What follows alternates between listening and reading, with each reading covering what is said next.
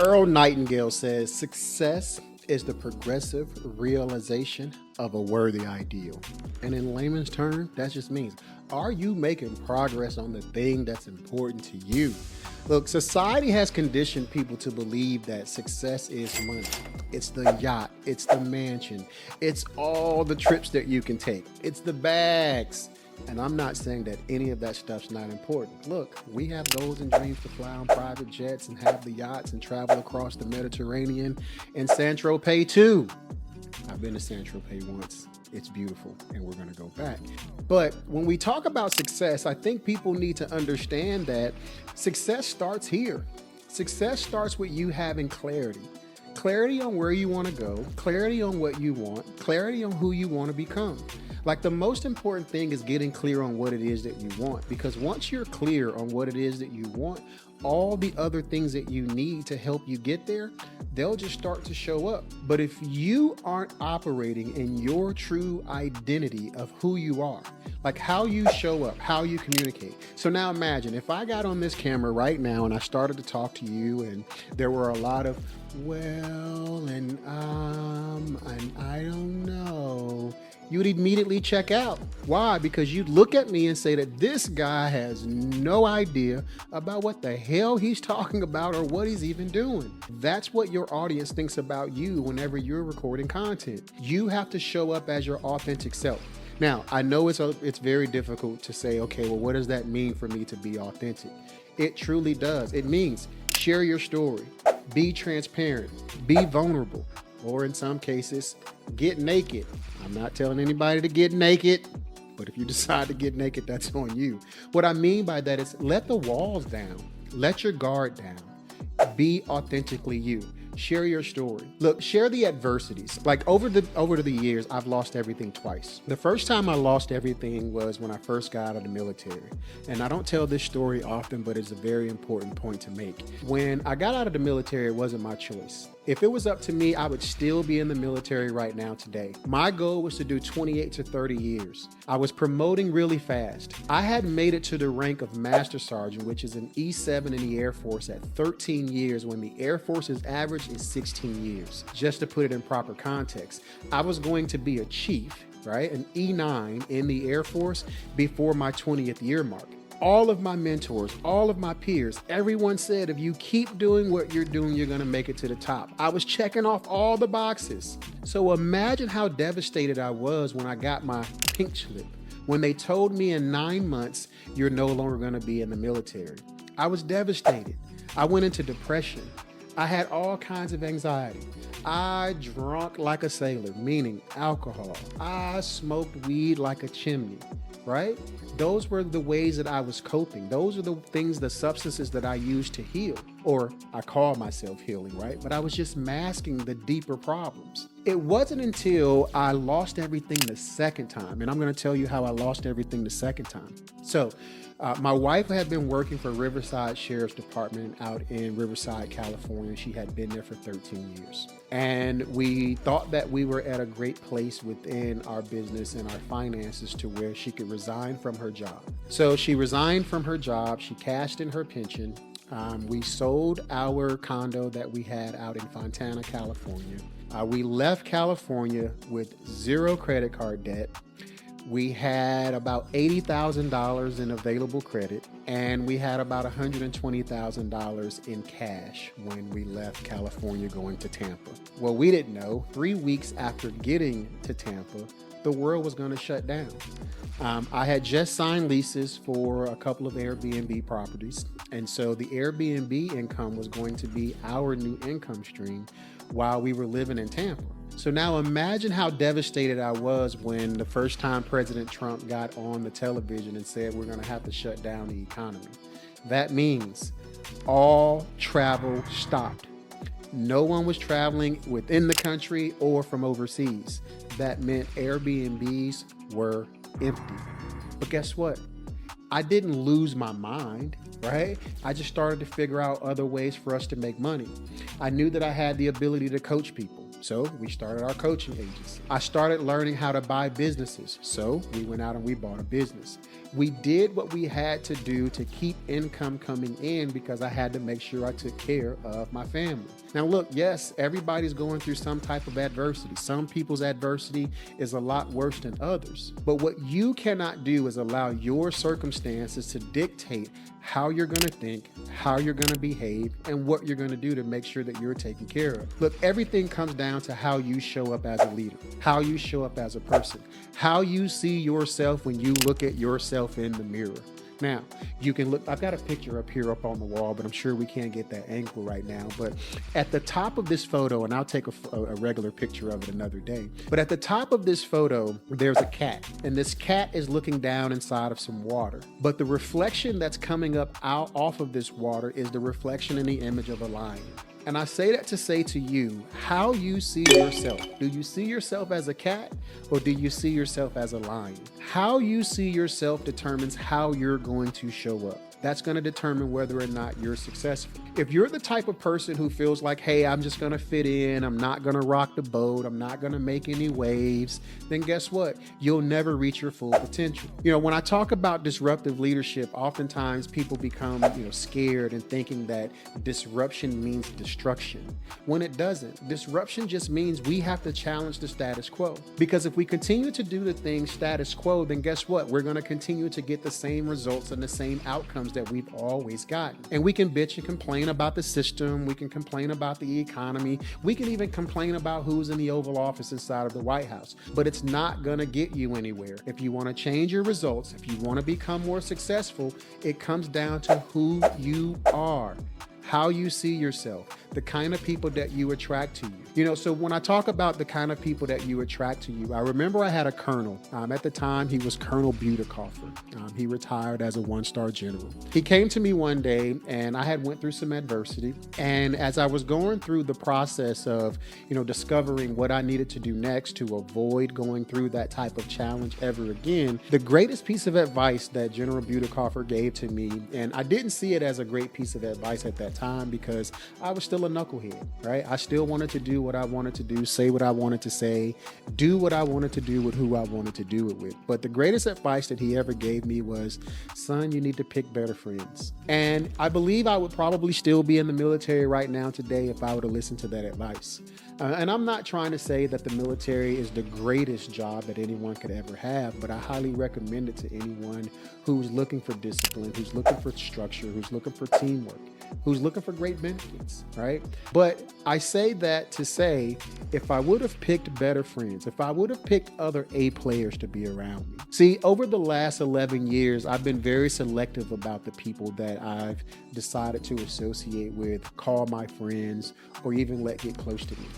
Some people say that, hey, you were living in a season of isolation. And sometimes I did feel isolated and I felt alone. But one thing that one of my mentors has shared is that the path of the exceptional person is one of an exception. And that means if you want to be great, your journey is going to be different from everybody else's. If you're surrounded by a bunch of people, then guess what? You're just another member of the crowd. But when you start to stand out and you start to differentiate yourself and you start to make yourself look different, sound different, act different, show up different, you're going to attract people who are different. And it's okay for you to attract people who are different. There's this thing that's called iron sharpens iron. And I don't know exactly which scripture it comes from in the Bible because, look, I'm not a Bible thumping scholar. And if you are, great. But I do know that there are several principles within that book called the Bible that if we practically apply them in our lives or our businesses, we will become more successful. And the principle of iron sharpens iron is this: the sharper the person is that you are associating with, that you're bouncing ideas off of, that you're collaborating with, the sharper their iron, the sharper you'll become. See, we all have rough areas about us. We all have blind spots. We all have parts of us that can become sharper. The sculptor, when the sculptor is taking a look at the rough clay, the sculptor has a vision of what they want the finished product to look like. But they have to go and get sharper tools in order for them to chisel away at the rough areas so that the definition, the tone, the abs, the facial expressions can all be a lot clearer. That's what your relationships do. You want to attract and recruit A players into your life and into your business if you want to be more successful. You want people who are smarter than you are, more talented than you are, people who might run faster, jump higher, and is a lot stronger, even people who might be more physically attractive than you. Because guess what? If they're more physically attractive to you, and that's an asset that you can leverage in order for you to become more successful, do what you got to do. Now, look, some people might say, you're being sexist or you're being shallow. No, I understand leverage very well. You see, I understand, for example, that there are people who have biases and there are people who are bigots. And I understand that there are people who might not do business with me because of my skin color. But guess what? If I've got someone on my team that they will do business with because of their skin color, I'm going to let that person go in and take that meeting. Why? Because I don't have time and I do not care about their small ways of thinking, their small ways of behaving. But what I do care about is us becoming great. And so great leaders always leverage the talents of the people around them, the attributes, the skills, the demographics, the psychographics, because leverage is the key. If you want to get more out of your business or out of your life, you have to master leverage, leveraging other people's money, leveraging other people's talent, leveraging other people's resources. See, if you give me a lever, I can go out and move anything. I don't have to use my brute strength. Like, you don't have to use your physical strength. It's not about working harder. See, Dr. Price Pritchett, in his book, U Squared, he tells this story of how he's at the Millcroft Hotel in Toronto, Canada, and he's having lunch. And he says the restaurant's not super busy, so it's super quiet. So he can hear a fly buzzing, banging himself or herself up against the window, trying to get free. Whereas 10 feet away, this same fly could have just flown out of the door and been free. But instead, the fly continued to bang itself up against this window. Now, he didn't say that he stuck around for a while to see whether or not the fly would die. I tell you this analogy so that you fully understand that it's not about brute strength. It's not about trying harder. It's about finding a way to do the same thing to get the same result and outcome with the least amount of work, with the least amount of money, the least amount of resources. That's what great leaders do. And when you talk about becoming more successful in your life and your business, you have to be able to attract A players. And those A players, you have to give them the systems, the tools, and the processes so that they can go be great in their role. I tell people all the time, like, I know what I'm amazing at and I know what I suck at. And I think that's what allows me to be as successful, or I'm going to become more successful than I am today. It's because I understand that I can't get it all done by myself. Like, we have this massive mission. I always throw out the number 10 billion. And when people hear me say 10 billion, they're like, dude, there aren't even 10 billion people on the planet right now. I know that. That means what we're building today has to be able to sustain itself for years to come. Because there are more people who are going to be born even after I die, even after you die. So you have to put your infrastructure in place from the very beginning with the understanding that I may have to sell this one day, or I may have to succeed this over to my children, my grandchildren, or even my great-grandchildren. And that's why it's so important for you to have systems and processes if you want to be more successful in your life or even your business. I've done work with some 7-figure and even 8-figure business owners. And one thing that I have discovered is there are 7- and 8-figure businesses that don't have documentation in their business.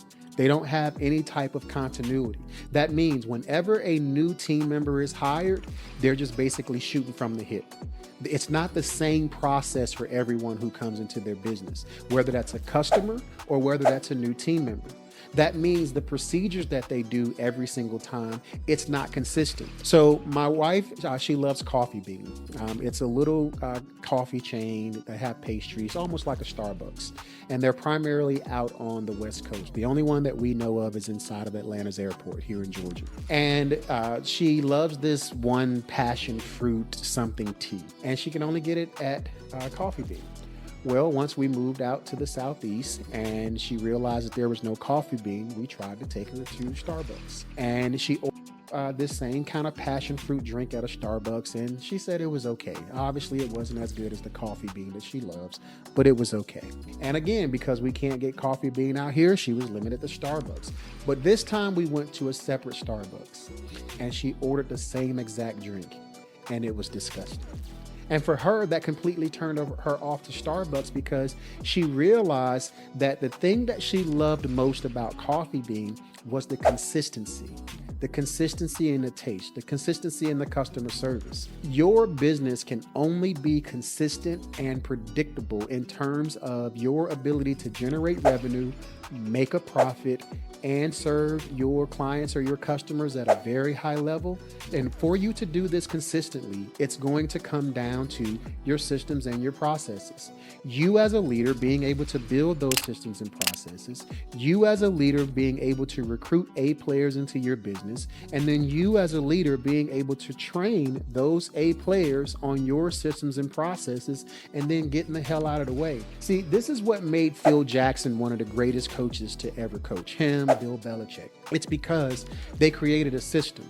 Now, they also understood that they had to be able to recruit great players. And what they did was they didn't just say, hey, it's my way or the highway. What they did was they recruited great players. They inserted those players into their system, and then they made adjustments based on the talents and the gifts of those particular players. And you have to do the same thing too. You have to become like a general manager within your business. You have to be able to step back and say, okay, our ultimate goal is to win the championship of basketball or football if you're in sports.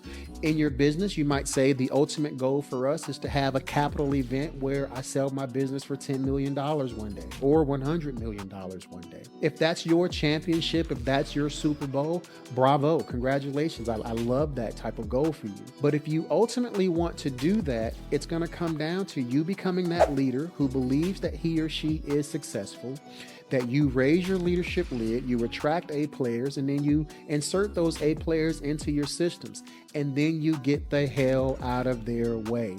That's one of the greatest things I learned from Steve Jobs, God rest his soul, is that he said to himself that we're going to recruit the best talent, and then we're just going to get the hell out of their way and let them do their job. I know a lot of times people think like, hey, what if we recruit all of these people and we train them, and then they leave us and go and work for someone else? And it hits me. It's like, okay, but what if you bring them in, you don't train them, and they stay? Your business is going to stay exactly at the level that it is right now. Your life is going to stay exactly in the loop that you're going through right now. If you don't become a better leader, attract A players, and implement systems, that is the key, the major key to you becoming more successful. Peace.